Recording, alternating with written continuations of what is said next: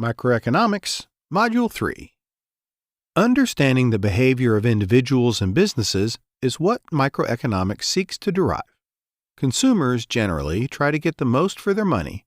In economic terms, they are trying to maximize total utility or satisfaction given their budget constraint.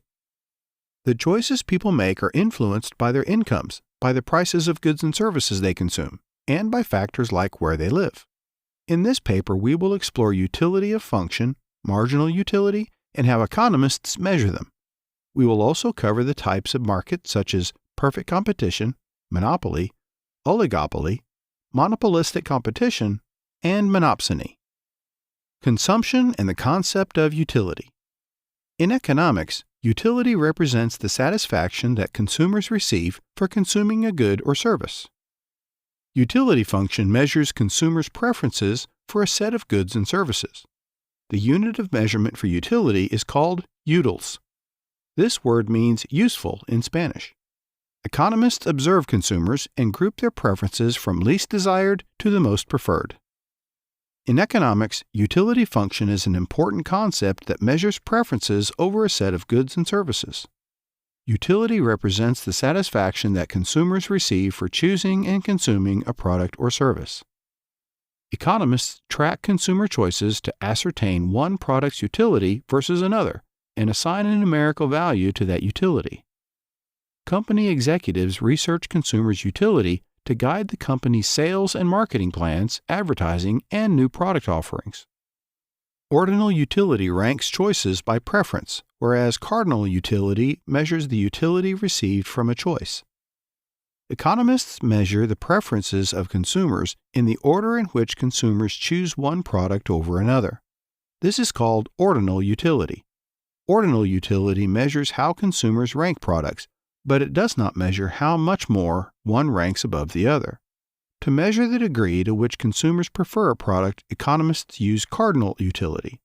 This method assigns a numeric value to the consumer's preference, indicating the degree to which one choice ranks above another. Marginal utility measures the satisfaction or benefits a person gets from consuming an additional unit of a product or service. Total utility measures the satisfaction or benefits a person gets from the total consumption, including marginal utility, of a product or service. The marginal utility theory of consumer choice. In microeconomics, utility represents a way to relate the amount of goods consumed to the amount of happiness or satisfaction a consumer gets. Marginal utility tells how much marginal value or satisfaction a consumer gets from consuming an additional unit of good. A consumer will continue to acquire goods as long as the marginal utility is greater than the price. This is a calculation we all do when we determine if the utility of an item is worth the price they are asking. Marginal utility in economics, the additional satisfaction or benefit utility that a consumer derives from buying an additional unit of a commodity or service. The utility or benefit to a consumer of acquiring an additional unit is directly related to the number of units of that product they already own. Marginal utility can be illustrated by the following example. The marginal utility for a family of 6 who only have 4 chairs at the table is great.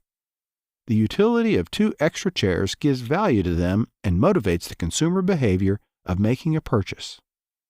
Once the family has 6 chairs, the marginal utility of buying more chairs decreases until it reaches 0.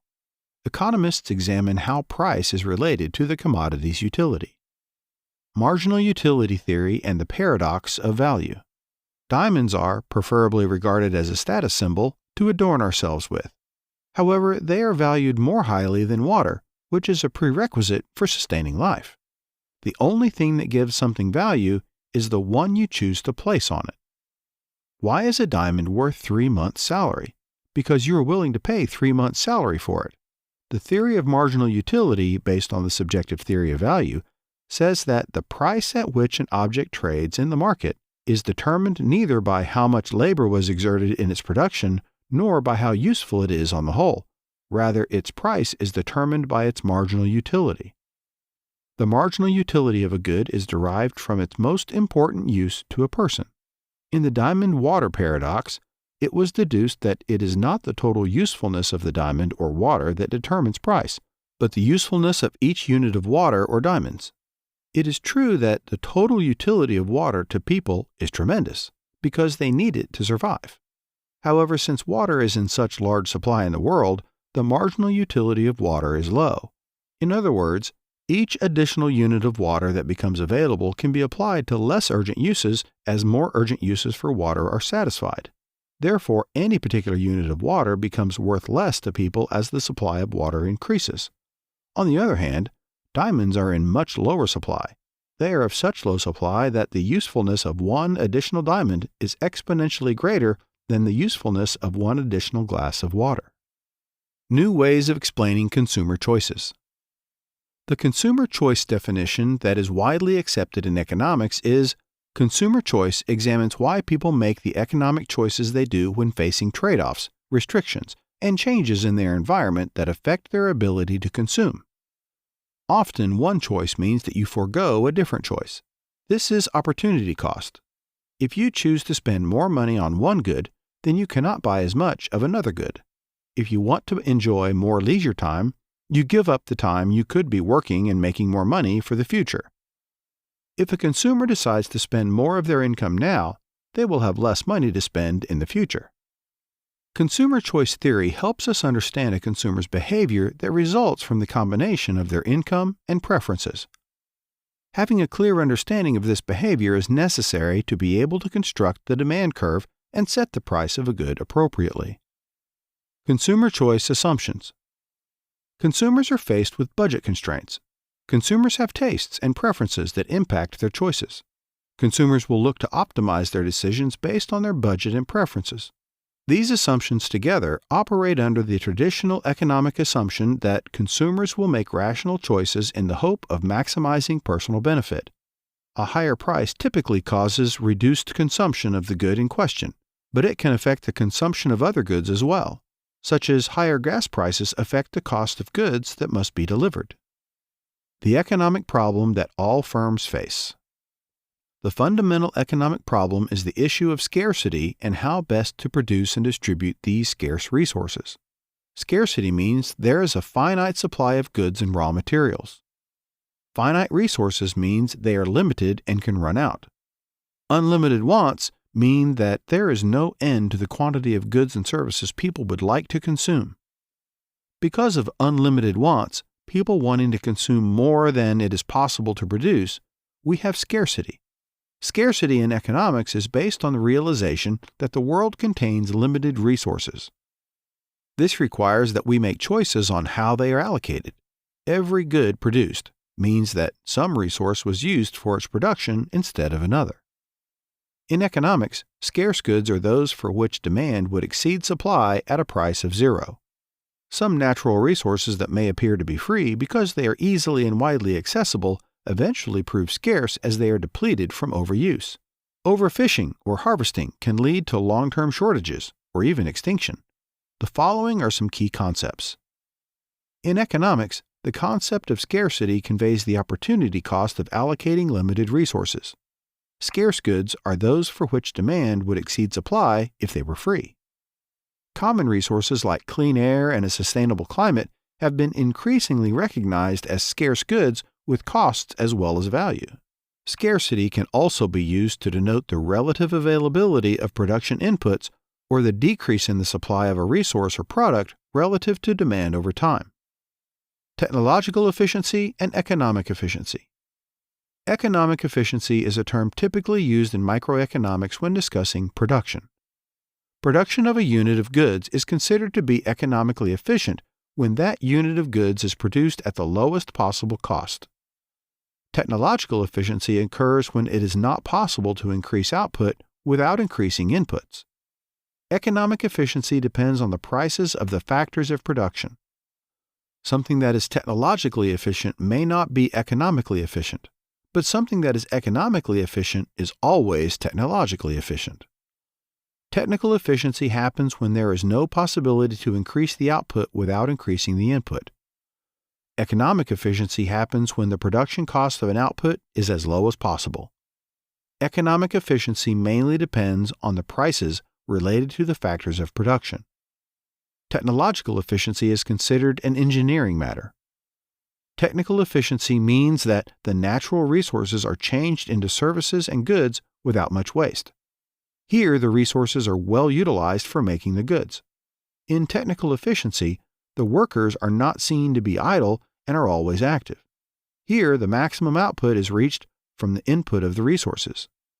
This all means that the production or the end result is arrived at the lowest available cost. The principal-agent problem.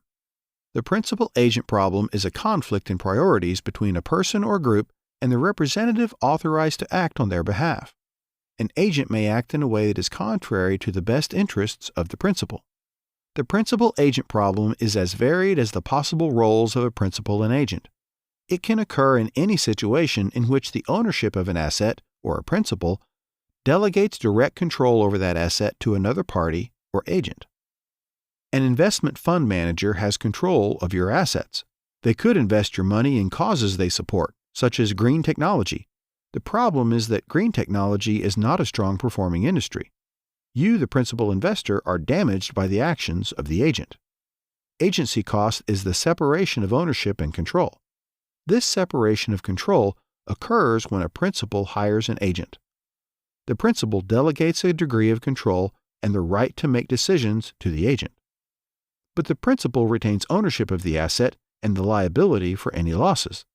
The principal-agent problem is a conflict that arises between an individual or group and the individual charged with representing them due to agency costs, whereby the agent avoids responsibilities, makes poor decisions, or otherwise engages in actions that work against the benefit of the individual they represent. Types of markets. In market economies, there are a variety of different market systems that exist, depending on the industry and the companies within that industry. The 5 major market system types are perfect competition, monopoly, oligopoly, monopolistic competition, and monopsony. Perfect competition with infinite buyers and sellers. Perfect competition in a market system characterized by many different buyers and sellers. In the classic theoretical definition of perfect competition, there are an infinite number of buyers and sellers. With so many market players, it is impossible for any one participant to alter the prevailing price in the market. If they attempt to do so, buyers and sellers have infinite alternatives to pursue.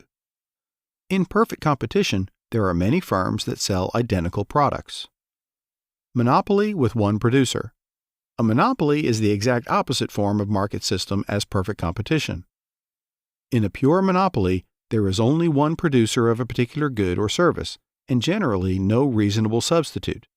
In such a market system, the monopolist is able to charge whatever price they wish due to the absence of competition, but their overall revenue will be limited by the availability or willingness of customers to pay their price. A monopoly has 2 key features, which are barriers to entry and no close substitutes. A barrier to entry is a natural or legal impediment that makes it difficult for new firms to enter a market. Oligopoly with a handful of producers. An oligopoly is similar in many ways to a monopoly. The primary difference is that rather than having only one producer of a good or service, there are a handful of producers, or at least a handful of producers that make up a dominant majority of the production in the market system. While oligopolists do not have the same pricing power as monopolists, it is possible, without diligent government regulation, that oligopolists will collude with one another to set prices in the same way a monopolist would. Monopolistic competition with numerous competitors. Monopolistic competition is a type of market system combining elements of a monopoly and perfect competition. Like a perfectly competitive market system, there are numerous competitors in the market. The difference is that each competitor is sufficiently differentiated from the others that some can charge greater prices than a perfectly competitive firm. An example of monopolistic competition is the market for music. While there are many artists, each artist is different and is not perfectly substitutable with another artist. In monopolistic competition, a large number of firms compete. Also in monopolistic competition, each firm supplies a small part of the total market output. The key features of monopolistic competition that distinguishes it from perfect competition is product differentiation. Firms in monopolistic competition charge prices that are close to those of the other firms in the market. Monopsony with one buyer. Market systems are not only differentiated according to the number of suppliers in the market, they may also be differentiated according to the number of buyers. Whereas a perfectly competitive market theoretically has an infinite number of buyers and sellers, a monopsony has only one buyer for a particular good or service, giving that buyer significant power in determining the price of the products produced. Markets' coordination of some economic activities. At times, firms and not the market coordinate economic activities. Firms can economize on transaction costs, reap economies of scale, and organize efficient team production. It is firms rather than markets that coordinate most of our economic activity. There are three main types of economic coordination: networks, hierarchies, and markets. Networks are a way to map the flow between suppliers, producers, distributors, retailers, wholesalers, and consumers. This could be a local or regional system or a global supply chain. Hierarchies, on the other hand, are a form of economic coordination that requires central control and a top-down form of decision-making. Markets, which is typically the transparent and open forum for trade of goods and services. Transparency is highly important in market interactions because advantages in information for only a few causes unfair conditions across the market, which we typically refer to as insider trading.